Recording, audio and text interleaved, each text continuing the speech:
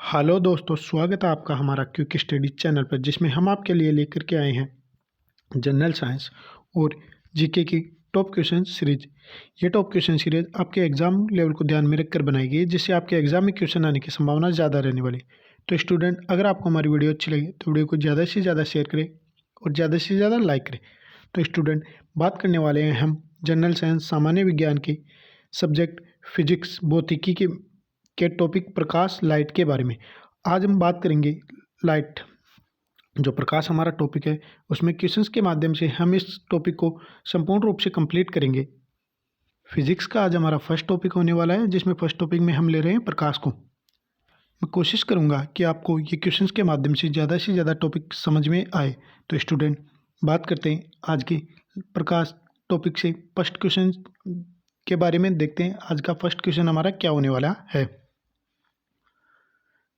तो स्टूडेंट, प्रकाश के first question की बात करते हैं। तो हमारा फर्स्ट क्वेश्चन है, जिस भौतिक कार्य के कारण हम किसी वस्तु को देख पाते हैं उसे क्या कहते हैं।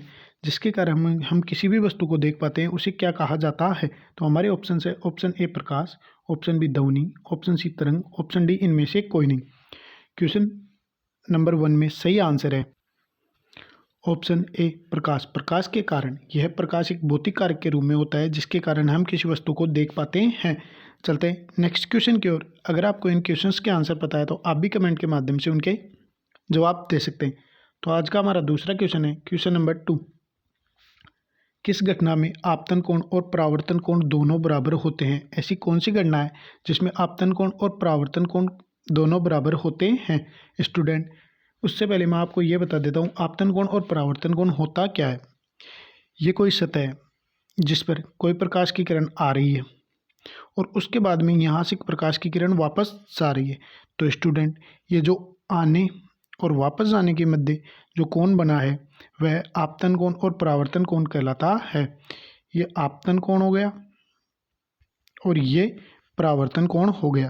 तो देखते हैं हमारे ऑप्शंस क्या क्या है। तो हमारे ऑप्शंस है, ऑप्शन ए प्रकाश की परावर्तन में, ऑप्शन बी प्रकाश के अपवर्तन में, ऑप्शन सी प्रकाश के विवर्तन में, ऑप्शन डी है प्रकाश के ध्रुवण में।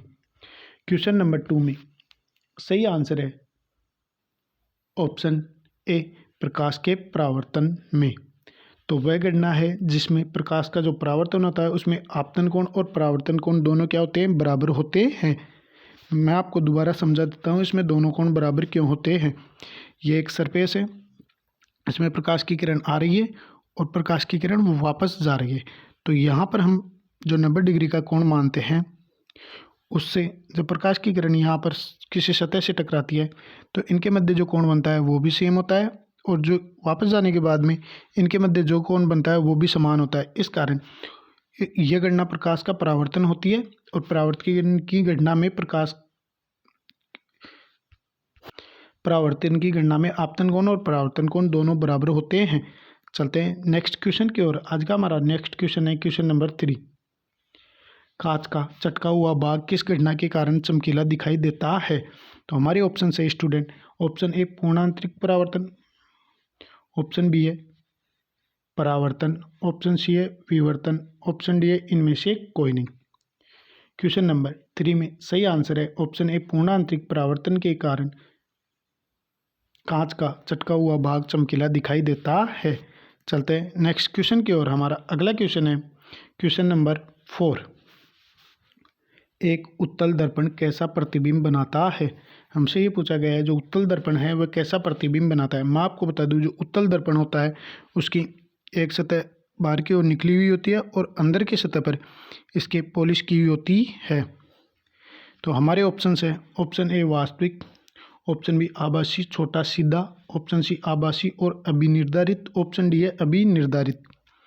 क्वेश्चन नंबर 4 में सही आंसर है ऑप्शन बी आभासी व छोटा और सीधा प्रतिबिंब बनाता है कौन सा दर्पण, उत्तल दर्पण। चलते हैं नेक्स्ट क्वेश्चन की ओर। हमारा अगला क्वेश्चन है क्वेश्चन नंबर 5।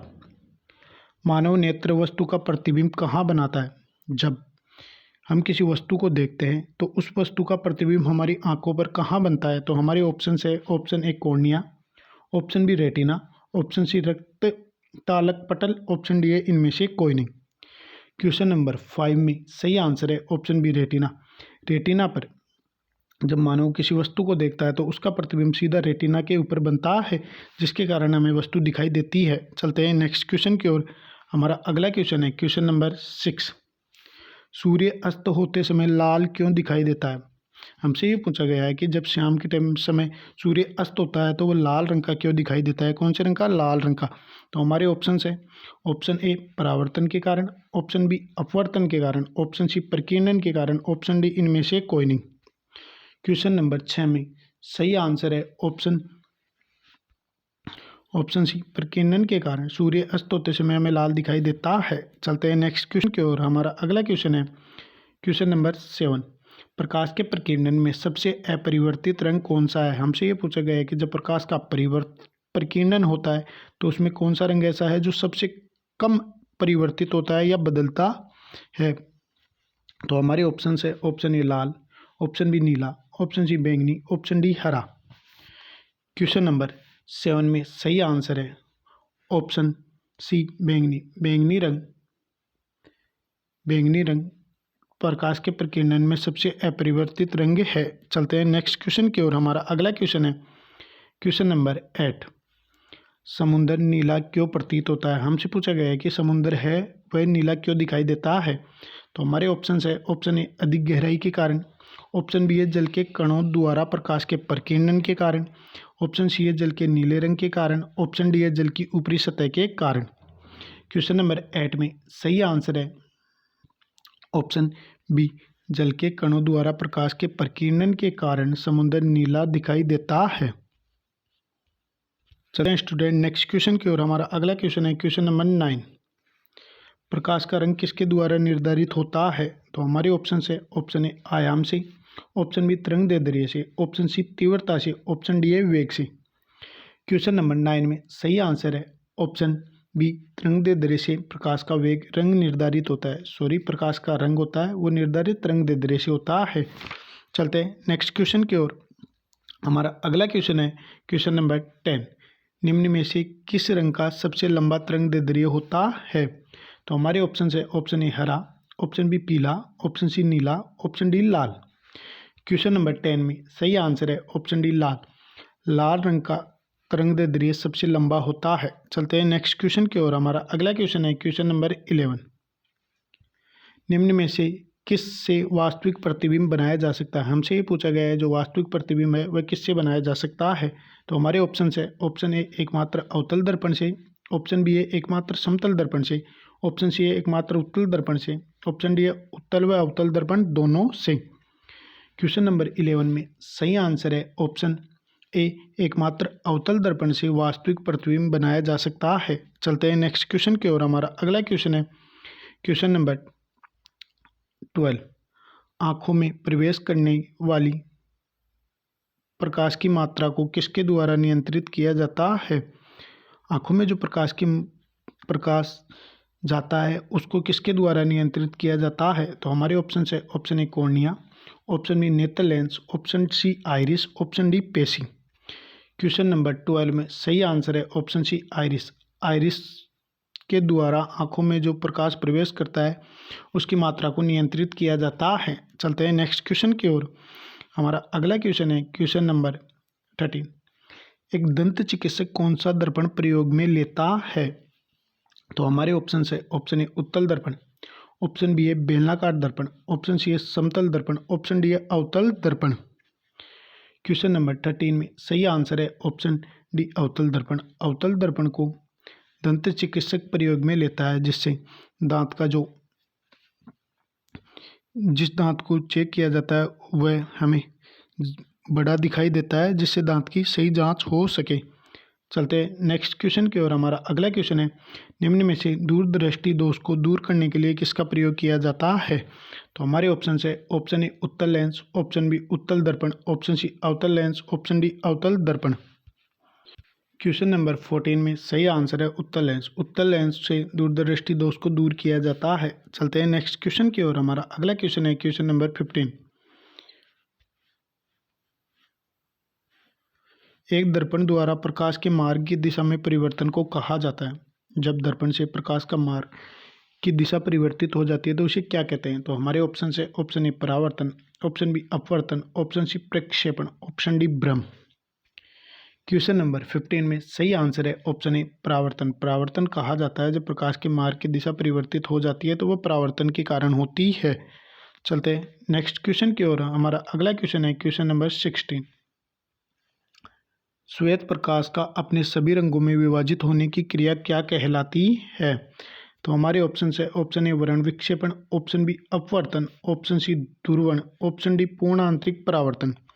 क्वेश्चन नंबर 16 में सही आंसर है ऑप्शन ए वर्ण विक्षेपण। श्वेत प्रकाश का अपने सभी रंगों में विभाजित होने की क्रिया को वर्ण विक्षेपण कहते हैं। चलते हैं नेक्स्ट क्वेश्चन की ओर। हमारा अगला क्वेश्चन है क्वेश्चन नंबर 17। एक दर्पण की सतह अंदर की ओर वक्रीय है तो वह कौन सा दर्पण है? तो हमारे ऑप्शन से ऑप्शन ए समतल, ऑप्शन बी उत्तल, ऑप्शन सी अवतल, ऑप्शन डी इनमें से कोई नहीं। क्वेश्चन नंबर 17 में सही आंसर है ऑप्शन सी अवतल। एक दर्पण की सतह अंदर की ओर वक्रीय है तो वह दर्पण अवतल दर्पण है। चलते हैं नेक्स्ट क्वेश्चन की ओर। हमारा अगला क्वेश्चन है क्वेश्चन नंबर 18। अवतल लेंस का प्रयोग किया जाता है तो हमारे ऑप्शन से ऑप्शन ए निकट दृष्टि दोष में, ऑप्शन बी दूर दृष्टि दोष में, ऑप्शन सी जरा दृष्टि दोष में, ऑप्शन डी इनमें से कोई नहीं। क्वेश्चन 18 में सही आंसर है ऑप्शन ए निकट दृष्टि दोष में अवतल लेंस का प्रयोग किया जाता है, जबकि आपको हम भी बता दिया है कि दूर दृष्टि दोष में उत्तल लेंस का प्रयोग किया जाता है। चलते हैं नेक्स्ट क्वेश्चन की ओर। हमारा अगला क्वेश्चन है क्वेश्चन नंबर 19। प्रकाश तंतु किस सिद्धांत पर कार्य करता है? जो प्रकाश के तंतु होते हैं वो किस सिद्धांत पर कार्य करते हैं? तो हमारे ऑप्शन से ऑप्शन ए पूर्ण आंतरिक परावर्तन, ऑप्शन बी अपवर्तन, ऑप्शन सी व्यतिकरण, ऑप्शन डी इनमें से कोई नहीं। क्वेश्चन नंबर 19 में सही आंसर है ऑप्शन ए पूर्ण आंतरिक परावर्तन के सिद्धांत पर प्रकाश तंतु कार्य करते हैं। चलते हैं नेक्स्ट क्वेश्चन की ओर। हमारा अगला क्वेश्चन है क्वेश्चन नंबर 20। वायुमंडल में प्रकाश के प्रकीर्णन का क्या कारण है? जब वायुमंडल में प्रकाश का प्रकीर्णन होता है तो उसका क्या कारण है? तो हमारे ऑप्शन से option A carbon dioxide, option B धूल कण, option C helium, option D जल वाष्प। क्वेश्चन नंबर 20 में सही आंसर है ऑप्शन बी धूल कण। जो धूल कण होते हैं उनसे प्रकाश का प्रकीर्णन हो जाता है। चलते हैं नेक्स्ट क्वेश्चन की ओर। स्टूडेंट, अगर आपको हमारी वीडियो अच्छी लगी तो वीडियो को लाइक और शेयर करना ना भूलें। आप हमारे चैनल पर नए हैं तो फटाफट से चैनल को कर लीजिए सब्सक्राइब, ताकि आपको नोटिफिकेशन मिलने में आसानी रहे। इस चैनल पर आपको जनरल साइंस और जीके की टॉप क्वेश्चन सीरीज देखने को मिलेगी, जिसके माध्यम से आप अपनी तैयारी का काफ़ी शानदार तरीके से आकलन कर सकते हैं। तो स्टूडेंट, हमारा नेक्स्ट क्वेश्चन है क्वेश्चन नंबर 21। प्राथमिक इंद्रधनुष में सबसे ऊपर कौन सा रंग होता है? जब इंद्रधनुष में 7 रंग होते हैं तो हमें ये पूछा गया है कि इंद्रधनुष में सबसे ऊपर रंग कौन सा होता है? तो हमारे ऑप्शन से ऑप्शन ए लाल, ऑप्शन बी नीला, ऑप्शन सी बैंगनी, ऑप्शन डी है हरा। क्वेश्चन नंबर 21 में सही आंसर है ऑप्शन ए लाल रंग होता है। प्राथमिक इंद्रधनुष में सबसे ऊपर लाल रंग होता है। चलते हैं नेक्स्ट क्वेश्चन की ओर। हमारा अगला क्वेश्चन है क्वेश्चन नंबर 22। प्रकाश किसी अवरोध के पड़ने पर किनारों पर थोड़ा मुड़ जाता है तो यह घटना क्या कहलाती है? तो हमारे ऑप्शन से ऑप्शन ए विवर्तन, ऑप्शन बी अपवर्तन, ऑप्शन सी परावर्तन, ऑप्शन डी ध्रुवण। क्वेश्चन नंबर 22 में सही आंसर है ऑप्शन ए विवर्तन। जब प्रकाश किसी अवरोध के पड़ने पर किनारों की ओर मुड़ जाता है तो यह घटना विवर्तन कहलाती है। चलते हैं नेक्स्ट क्वेश्चन की ओर। हमारा अगला क्वेश्चन है क्वेश्चन नंबर 23। निकट दृष्टि दोष को ठीक किया जाता है तो हमारे ऑप्शन से ऑप्शन ए अवतल लेंस से, ऑप्शन बी उत्तल लेंस से, ऑप्शन सी अवतल व उत्तल दोनों लेंस से, ऑप्शन डी ठीक नहीं किया जा सकता। तो हमारे ऑप्शन में 23 क्वेश्चंस में सही आंसर है ऑप्शन ए अवतल लेंस से निकट दृष्टि दोष को दूर किया जाता है, जबकि उत्तल लेंस से दूर दृष्टि दोष को दूर किया जाता है। चलते हैं नेक्स्ट क्वेश्चन की ओर। हमारा अगला क्वेश्चन है क्वेश्चन नंबर 24। निम्न में से कौन सा प्राथमिक रंग है?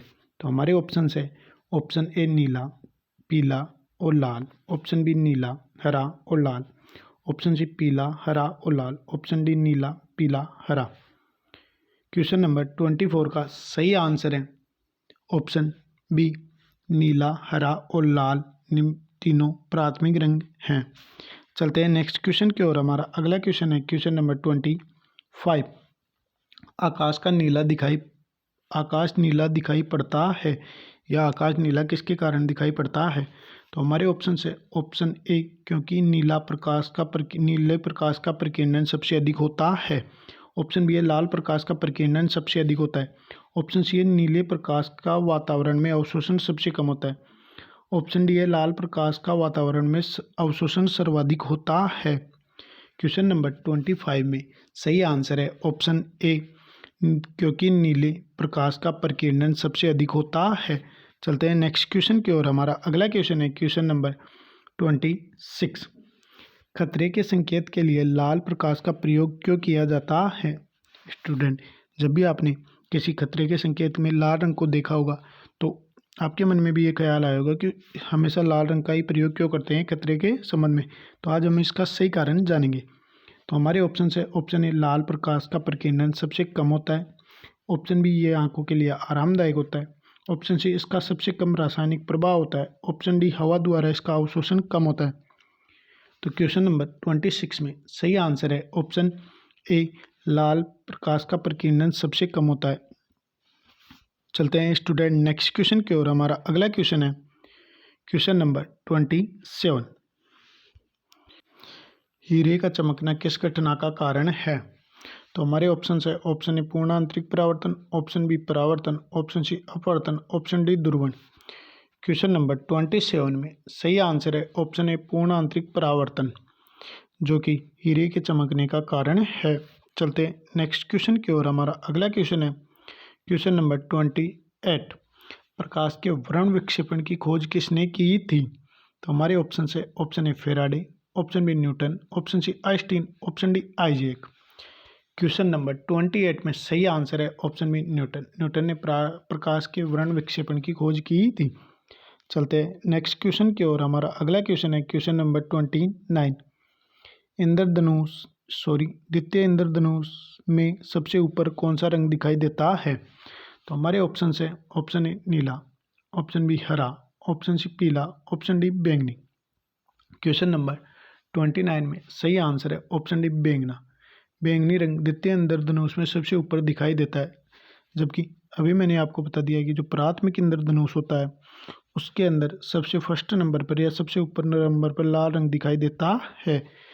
चलते हैं नेक्स्ट क्वेश्चन की ओर। हमारा अगला क्वेश्चन है क्वेश्चन नंबर 30। कार की हेडलाइट में कौन सा दर्पण प्रयोग किया जाता है? स्टूडेंट, जब आप कार की जो सामने हेडलाइट लगी होती है उसमें कौन से दर्पण का प्रयोग किया जाता है? तो हमारे ऑप्शन से ऑप्शन ए वक्रीय उत्तल दर्पण, ऑप्शन बी वक्रीय उत्तल दर्पण, ऑप्शन सी वक्रीय समतल दर्पण, ऑप्शन डी है परवलयाकार अवतल दर्पण। तो स्टूडेंट क्वेश्चन नंबर 30 का सही आंसर है ऑप्शन डी, परवलयाकार अवतल दर्पण का कार की हेडलाइट में प्रयोग किया जाता है। चलते हैं नेक्स्ट क्वेश्चन की ओर। हमारा अगला क्वेश्चन है क्वेश्चन नंबर 31। एक समतल दर्पण हमेशा बनाता है। तो हमारे ऑप्शन से ऑप्शन ए आभासी खड़ा प्रतिबिंब, ऑप्शन बी आभासी उल्टा प्रतिबिंब, ऑप्शन सी वास्तविक उल्टा प्रतिबिंब, ऑप्शन डी वास्तविक खड़ा प्रतिबिंब। क्वेश्चन नंबर 31 में सही आंसर है ऑप्शन ए, आभासी और खड़ा प्रतिबिंब बनाता है एक समतल दर्पण हमेशा। चलते हैं स्टूडेंट नेक्स्ट क्वेश्चन की ओर। स्टूडेंट, अगर आपको हमारी वीडियो अच्छी लगी तो वीडियो को लाइक और शेयर करना ना भूलें। साथ ही साथ अगर आप हमारे चैनल पर नए हैं तो फटाफट से चैनल को कर लीजिए सब्सक्राइब। इस चैनल पर आपको रोज़ जनरल साइंस और जीके की टॉप क्वेश्चन सीरीज देखने को मिलेगी। ये टॉप क्वेश्चन सीरीज आपके एग्जाम लेवल को ध्यान में रखकर बनाएगी। साथ ही साथ इससे आपके एग्जाम में क्वेश्चन आने की संभावना ज़्यादा रहने वाली। तो स्टूडेंट, इन टॉप क्वेश्चन सीरीज से आप अपनी तैयारी को और भी बेहतर बना सकते हैं। तो स्टूडेंट, चलते हैं नेक्स्ट क्वेश्चन की ओर। हमारा अगला क्वेश्चन है क्वेश्चन नंबर 32।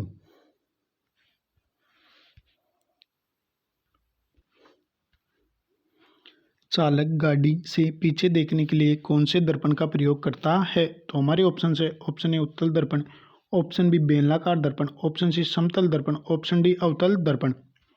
क्वेश्चन नंबर 32 में सही आंसर है ऑप्शन ए उत्तल दर्पण। उत्तल दर्पण का प्रयोग करता है चालक गाड़ी से पीछे देखने के लिए। चलते हैं नेक्स्ट क्वेश्चन की ओर। हमारा अगला क्वेश्चन है क्वेश्चन नंबर 33। वर्षा के उपरांत इंद्रधनुष दिखाई देता है। जब वर्षा होती है तो उसके बाद में जब इंद्रधनुष दिखाई देता है तो वह कैसे दिखाई देता है।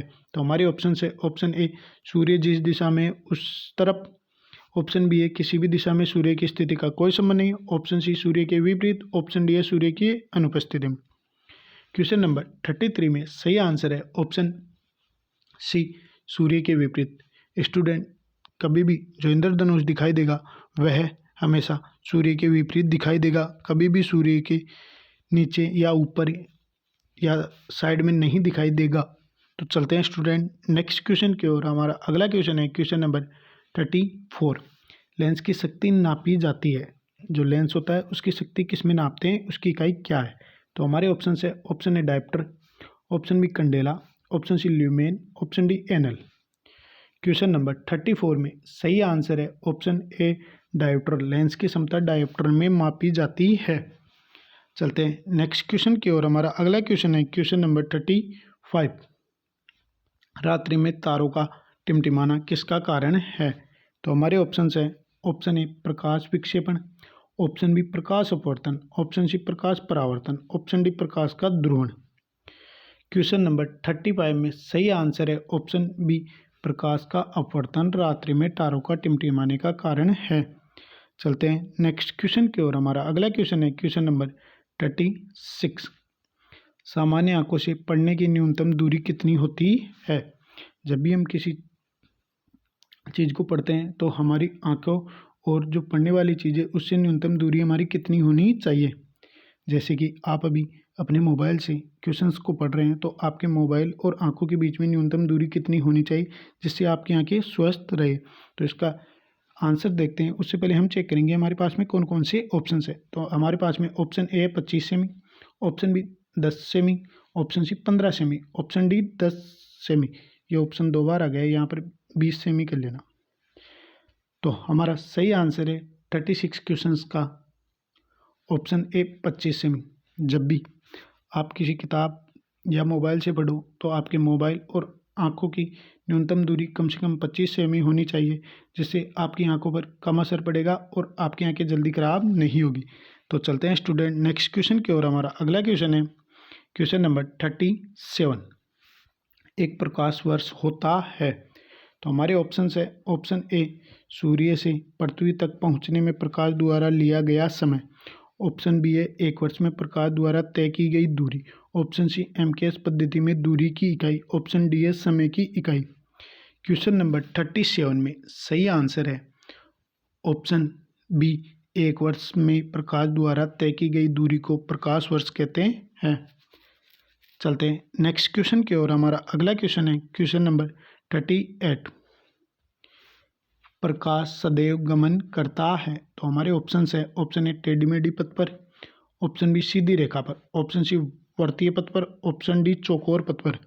तो स्टूडेंट क्वेश्चन नंबर 38 का सही आंसर है ऑप्शन बी सीधी रेखा में प्रकाश हमेशा सीधी रेखा में गमन करता है। आपने कभी देखा है प्रकाश रोड की तरह जितने भी घूमा वहाँ घूम कर आया हो, तो ये सीधी रेखा में आता है। तो चलते हैं नेक्स्ट क्वेश्चन की ओर। हमारा अगला क्वेश्चन है क्वेश्चन नंबर 39। यदि आपतन कोण 65 डिग्री है तो परावर्तन कोण कितना होगा। तो इसके ऑप्शंस देखते हैं। Option A 45 degree, option B है 65 डिग्री, ऑप्शन सी है 25 डिग्री, ऑप्शन डी है 55 डिग्री। स्टूडेंट अभी मैंने आपको बताया था जब यह सतह और इससे जब प्रकाश आ रहा है और वापस टकरा कर जा रहा है तो इसमें 2 कोण बनते हैं अभिलंब के सापेक्ष। पहला कोण बनता है जिसको हम आपतन कोण कहते हैं। आपतन कोण का मतलब होता है जो प्रकाश आकर सरफेस से टकराता है, सतह से टकराता है, तो अभिलंब और प्रकाश किरण के मध्य जो कोण बनता है वह आपतन कोण होता है। और उसके बाद में प्रकाश सतह से टकराने के बाद में वापस जाता है, तब जाती हुई किरण और अभिलंब के मध्य जो कोण बनता है वह परावर्तन कोण बनता है। कौन सा? परावर्तन कोण बनता है। तो आपको क्वेश्चन समझ में आ गया होगा। यदि आपतन कोण 65 डिग्री है तो हमारे पास में ये कोण है, ये 65 डिग्री है आपतन कोण, तो परावर्तन कोण होगा। अभी मैंने आपको बताया था आपतन कोण और परावर्तन कोण दोनों बराबर होते हैं। तो स्टूडेंट इसका सही आंसर होगा ऑप्शन बी 65, क्योंकि हमसे पूछा गया है कि आपतन कोण 65 डिग्री है तो परावर्तन कोण भी कितना होगा 65 डिग्री, क्योंकि हमेशा आपतन कोण और परावर्तन कोण दोनों क्या होते हैं, बराबर होते हैं या समान होते हैं। और मैंने आपको चित्र से समझा भी दिया, जब सतह से प्रकाश टकराता है और टकराकर वापस परावर्तित होता है तो अभिलंब के सापेक्ष दो कोण बनते हैं, एक बनता है आपतन कोण, दूसरा बनता है परावर्तन कोण, और ये कोण दोनों हमेशा क्या होते हैं, समान होते हैं। तो चलते हैं स्टूडेंट नेक्स्ट क्वेश्चन की ओर। हमारा अगला क्वेश्चन है क्वेश्चन नंबर 40। जब प्रकाश एक माध्यम से दूसरे माध्यम में जाता है तो इसकी दिशा में परिवर्तन हो जाता है, इस घटना को क्या कहते हैं? जब प्रकाश की दिशा माध्यम में जाने के बाद में बदल जाती है तो इस घटना को क्या कहा जाता है? तो हमारे ऑप्शन से ऑप्शन ए प्रकाश का परावर्तन, ऑप्शन बी अपवर्तन, ऑप्शन सी ध्रुवण, ऑप्शन डी विवर्तन। क्वेश्चन नंबर 40 में सही आंसर है ऑप्शन बी प्रकाश का अपवर्तन के कारण प्रकाश जब एक माध्यम से दूसरे माध्यम में जाता है तो इसकी दिशा में क्या हो जाता है, परिवर्तन हो जाता है। तो चलते हैं नेक्स्ट क्वेश्चन की ओर। हमारा अगला क्वेश्चन है क्वेश्चन नंबर 41। जब किसी दर्पण की ओर 10 मीटर प्रति सेकंड की गति से दौड़ रहे हो तो आपका प्रतिबिंब किस गति से आपके पास आएगा? स्टूडेंट मैं आपको बता देता हूँ, ये दर्पण है, इस पर आप यहाँ पर खड़े हैं और इस साइड में आप 10 मीटर प्रति सेकंड की गति से दौड़ रहे हैं और ये आपका प्रतिबिंब है। तो ये पूछ रहा है कि प्रतिबिंब आपकी तरफ किस गति से आएगा। तो स्टूडेंट मैं आपको बता दूं, जब आप दर्पण से 10 मीटर की दूरी पर खड़े हैं तो आपका प्रतिबिंब भी वहाँ से 10 मीटर की दूरी पर ही रहेगा। जब आप दर्पण की तरफ आएंगे तो आपका प्रतिबिंब भी दर्पण की तरफ आएगा, यानी कि आपके पास आता हुआ प्रतीत होगा या आपके पास आएगा। तो इन दोनों सिचुएशन में आपको ये पता चलेगा, जब आप 10 मीटर प्रति सेकंड से दर्पण की ओर आ रहे तो ये भी 10 मीटर प्रति सेकंड से आपके पास आ रहा है या दर्पण के पास आ रहा है, तो दोनों की गति को जब मिलाएंगे तो ये 20 मीटर प्रति सेकंड। तो इसमें देखते हैं कौन कौन से ऑप्शंस है। ऑप्शन ए 20 मीटर प्रति सेकंड, ऑप्शन बी है 10 मीटर प्रति सेकंड, ऑप्शन सी है 5 मीटर प्रति सेकंड, ऑप्शन डी है सवाल अधूरा है। तो ऑप्शन डी तो नहीं हो सकता, सवाल अधूरा नहीं है, सवाल पूरा है। मैंने आपको समझा दिया सवाल पूरा कैसे है। तो इसका सही आंसर रहेगा 20 मीटर प्रति सेकंड। मैं आपको दोबारा समझा देता हूँ। इसमें जब आप 10 मीटर प्रति सेकंड से दर्पण की ओर दौड़ रहे हैं तो आपका प्रतिबिंब भी 10 मीटर प्रति सेकंड से दर्पण की ओर दौड़ेगा। तो दोनों गतियों को मिलाएंगे तो ये 20 मीटर प्रति सेकंड हो जाएगी। तो इसका सही आंसर है ऑप्शन ए 20 मीटर प्रति सेकंड। चलते हैं नेक्स्ट क्वेश्चन की ओर। हमारा अगला क्वेश्चन है क्वेश्चन नंबर 42। जल के अंदर डूबा हुआ सिक्का अपनी वास्तविक गहराई से कुछ ऊपर उठा हुआ दिखाई देता है, ये किसके कारण होता है? तो मैं आपको बता देता हूँ, ये ड्रम है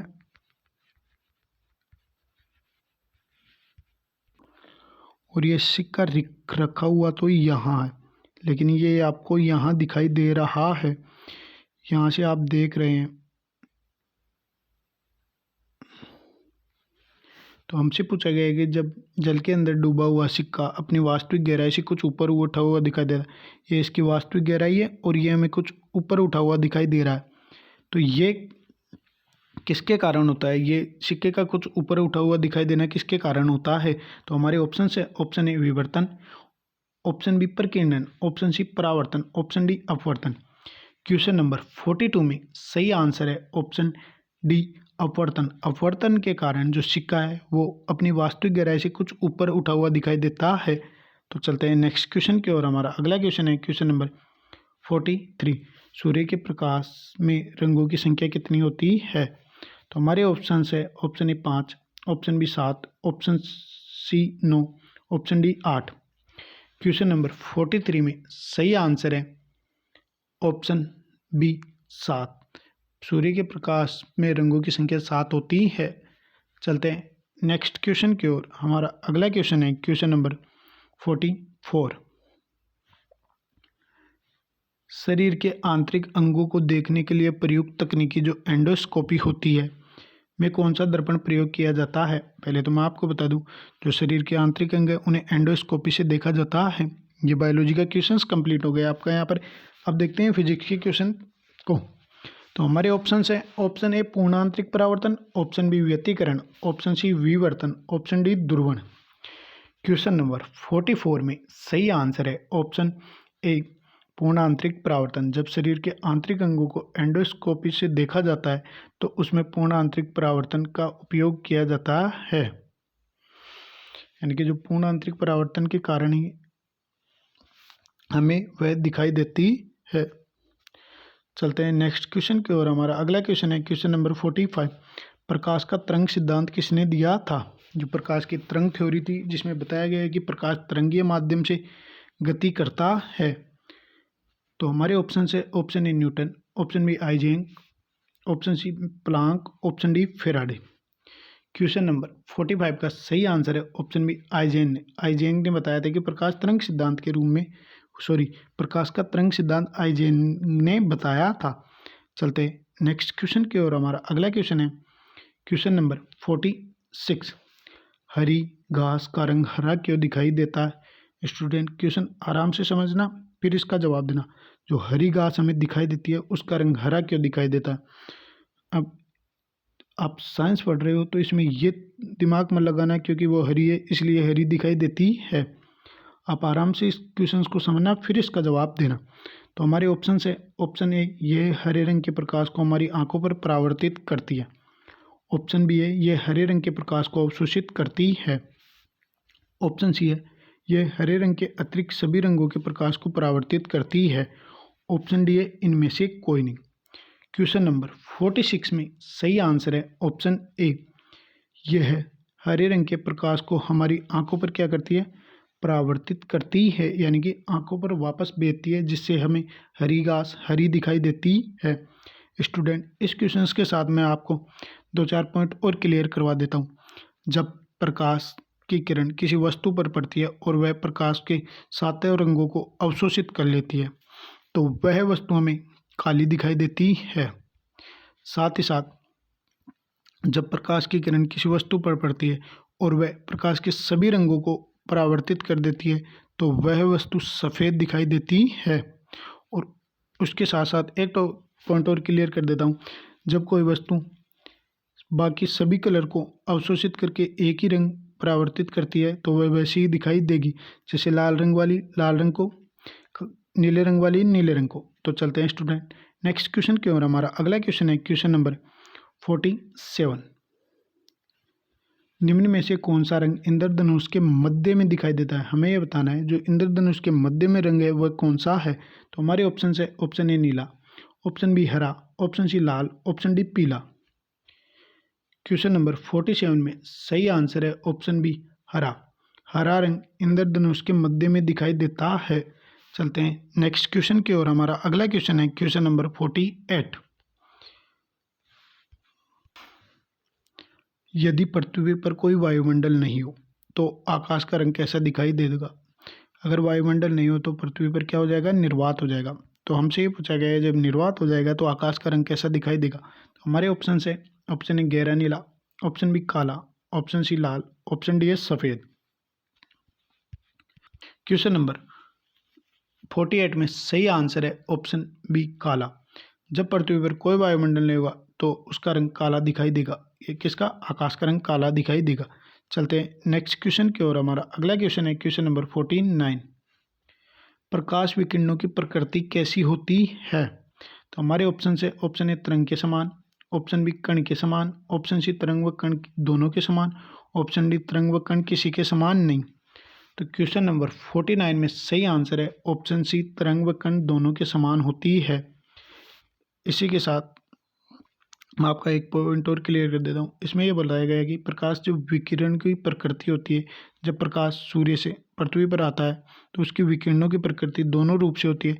वह पॉइंट के रूप में और सीधी रेखा के रूप में भी आता है। तो सीधी रेखा के रूप में तो वह तरंग होती है और जो पॉइंट रूप में दिखाई देता है वह कणीय होती है, कण के समान होती है। तो चलते हैं नेक्स्ट क्वेश्चन की ओर। हमारा अगला क्वेश्चन है क्वेश्चन नंबर 50। प्रकाश सीधी रेखा में चलता हुआ प्रतीत होता है क्योंकि जब भी हम सूर्य की तरफ देखते हैं तो हमें ये लगता है कि कोई किरण सीधी रेखा में हमारी आंखों की तरफ आ रही है, तो वह उसका कारण क्या है? तो हमारे ऑप्शन है, ऑप्शन ए यह छोटे कणों से बना हुआ होता है, ऑप्शन बी प्रकाश का वेग बहुत अधिक होता है, ऑप्शन सी प्रकाश का तरंगदैर्ध्य बहुत छोटा होता है, ऑप्शन डी प्रकाश अपने चारों ओर से परावर्तित होता है। क्वेश्चन नंबर 50 में सही आंसर है ऑप्शन सी, प्रकाश का तरंगदैर्ध्य बहुत छोटा होता है। स्टूडेंट, ये थे हमारे फिजिक्स के लाइट यानी कि प्रकाश टॉपिक से 50 टॉप क्वेश्चंस। अगर आपको हमारी वीडियो अच्छी लगी तो वीडियो को लाइक और शेयर करना ना भूलें।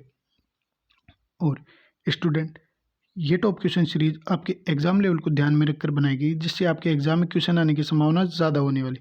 तो आप हमारी वीडियो को ज़्यादा से ज़्यादा लाइक और ज़्यादा से ज़्यादा शेयर करें, ताकि आपके फ्रेंड्स भी इन वीडियोस के माध्यम से अपनी तैयारी कर पाए और अपनी तैयारी का आकलन कर पाए।